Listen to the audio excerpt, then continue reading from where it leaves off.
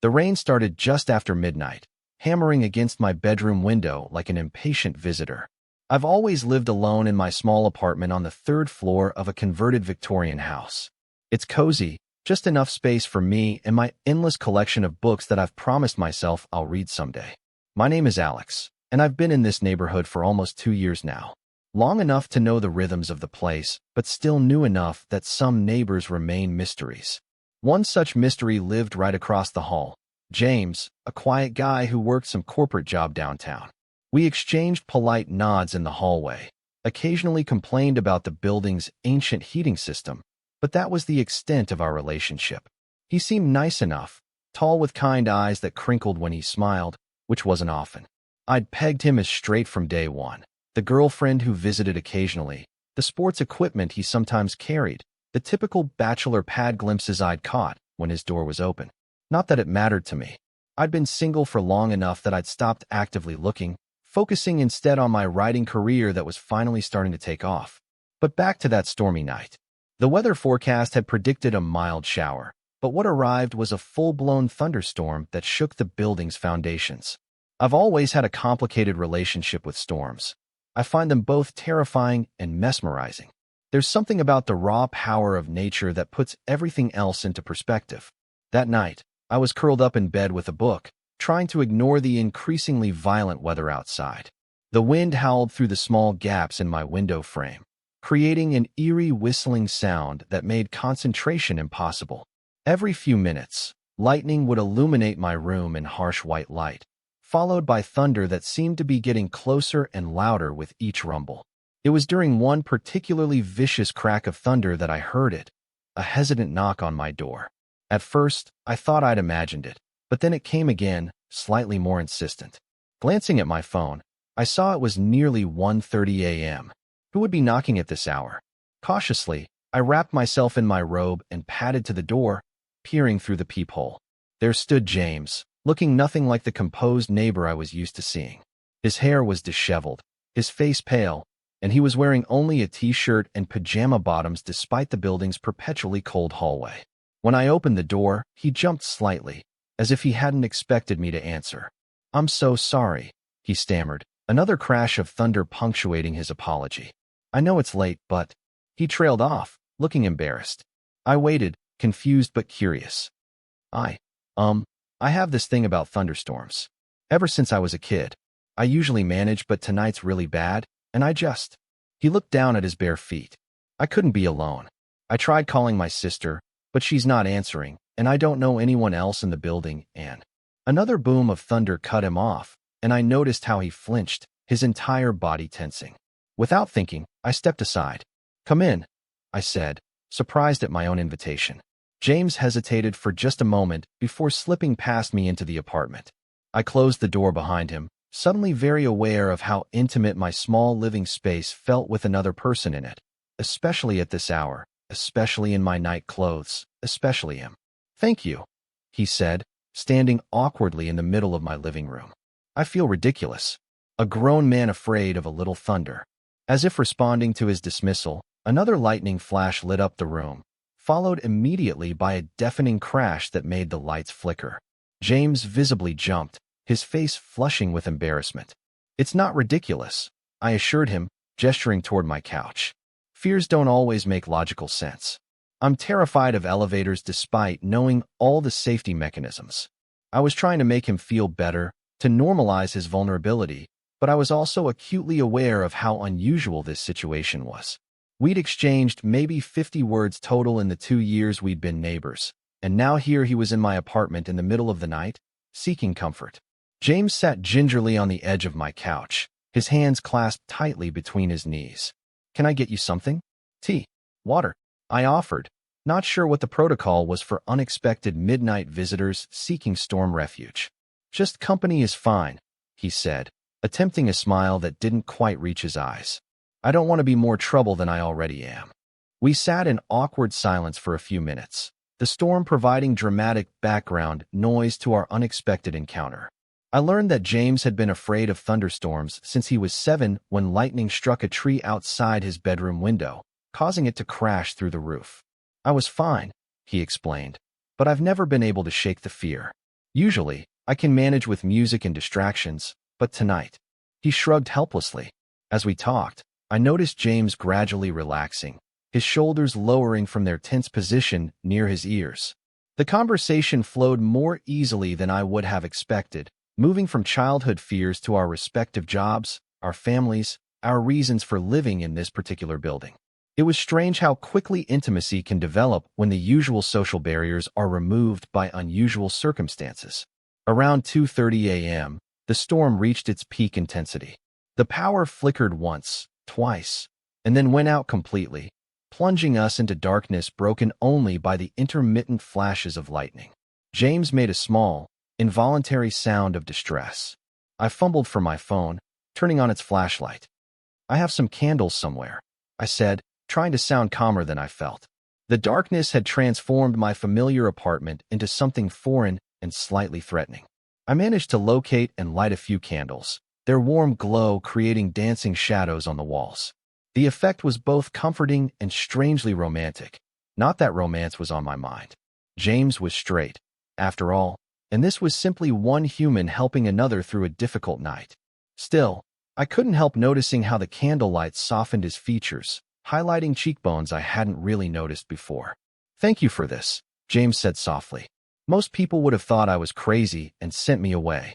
Most people haven't seen you take out the garbage in your business suits," I joked. I figured anyone that put together during daylight hours deserved some leeway at night. He laughed, a genuine sound that seemed to surprise even him. But his laughter was cut short by another tremendous boom of thunder that rattled the windows. The storm was directly overhead now, and even I was starting to feel uneasy about its intensity. James had gone rigid again, his knuckles white where he gripped the edge of the couch. Would it help to not be in front of the windows? I asked, nodding toward my bedroom door, which was partially open. We could sit in there. Fewer windows, and the bed's more comfortable than this couch. The words were out before I realized how they might sound. I mean, we could just sit and talk until the storm passes, I added quickly.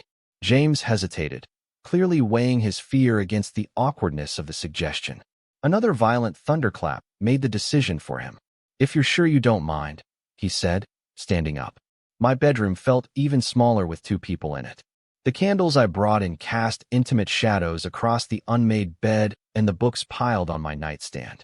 I sat on one side of the bed, my back against the headboard, and after a moment's hesitation, James mirrored my position on the other side. We were careful not to touch, maintaining a respectful distance that nonetheless felt charged with an energy I couldn't quite name. The conversation resumed, but there was a new quality to it, perhaps because of our physical proximity, or the late hour, or the strange intimacy that darkness often creates. James told me about his recent breakup with his girlfriend of 3 years, how they'd grown apart but stayed together out of habit until she finally ended things. I shared stories about my own disastrous dating history, the series of men who had been wrong in various creative ways. "At least you know what you want," James said, staring at the candle flame. I thought I knew, but now I'm not so sure about anything. There was something in his voice, a question or confession hovering unspoken in the air between us. Before I could respond, the most violent thunder yet crashed overhead, so loud it felt like it was inside the room with us. The building seemed to shake, and without warning, James reached out and grabbed my hand. His palm was warm and slightly damp, his grip tight with fear. I should have pulled away. That would have been the sensible thing to do. Instead, I found myself squeezing back, offering silent reassurance. "It's okay," I said softly. "The storm can't hurt you here." James didn't let go of my hand. Instead, he moved slightly closer, his shoulder now touching mine. "I've never told anyone about my fear of storms," he admitted. "Not even Rachel when we were together. I always made excuses to be alone during bad weather. I didn't want anyone to see me like this." "Like what?" I asked. "Human." He turned to look at me then, his face just inches from mine in the flickering candlelight. There was a vulnerability in his expression that made my heart beat faster. "I guess that's exactly it," he said. "I've spent so much time trying to be what everyone expects, the successful professional, the good son, the perfect boyfriend. Sometimes I don't even know who I am underneath all that." The thunder continued to rumble, but it seemed to be moving away now, the storm slowly passing over us. Still, neither of us moved. James was still holding my hand, and I was acutely aware of every point where our bodies touched: shoulder, arm, the sides of our hands. The air between us felt charged, not just with the electricity of the storm, but with something else, something unspoken and unexpected. "Do you mind if I stay until the storm is completely gone?" James asked, his voice barely above a whisper. "I don't think I can face going back to my empty apartment just yet." "Of course," I said, equally quietly. "You can stay as long as you need." I don't remember exactly when we shifted from sitting up to lying down. The conversation continued, but in softer tones, more intimate confessions. James told me about his conservative family, the pressure he'd always felt to follow a certain path. I shared my own journey of self-discovery, the challenges and joys of living authentically. Somewhere in the middle of this exchange, the last of the thunder faded away, leaving only the gentle patter of rain against the windows. I must have fallen asleep at some point because the next thing I knew, early morning light was filtering through my curtains. The power was back on, my bedside lamp glowing uselessly in the dawn. And James was still there, asleep beside me, one arm draped across my waist in unconscious intimacy. For a moment, I just watched him sleep, the peaceful expression so different from his fear-stricken face the night before. When his eyes finally fluttered open, there was a moment of confusion, then recognition, then something else. Not panic or regret, but a sort of wondering curiosity. "Good morning," he said, making no move to remove his arm from where it rested against me. "Morning," I replied, unsure what happened next. This wasn't a scenario I'd ever imagined. Waking up next to my straight neighbor after a night of emotional intimacy, but nothing more. James sat up slowly, running a hand through his sleep-tousled hair. "I should probably." He gestured vaguely toward the door, but didn't move to leave. "You don't have to rush off," I said, surprising myself again. "I was going to make coffee. You're welcome to stay for a cup." He smiled then, a genuine smile that transformed his face. "I'd like that," he said. "And maybe we could talk more? About last night, about..." He trailed off, clearly struggling to articulate something. "About whatever this is," he finally said, gesturing between us. "This?" I echoed, not wanting to assume anything. James took a deep breath. "I've never felt so comfortable with anyone before," he said. "Not with Rachel, not with any woman I've dated. Last night, talking with you, being here with you, it made me question things I've never let myself question before." He looked down at his hands. "I don't know what that means yet, but I'd like to figure it out. If you're willing to be patient with me." The morning light painted everything in shades of possibility. Outside, the world was washed clean by the storm, water droplets glistening on every surface. Inside, something new and fragile had been born in the night, something neither of us had been looking for, but now couldn't ignore. "I think I can manage patience," I said, smiling at him. "After all, good neighbors are hard to find." James laughed, the sound free and unguarded in a way it hadn't been the night before. "Is that what we are? Neighbors?" I shrugged. "For now. The rest, we can figure out together."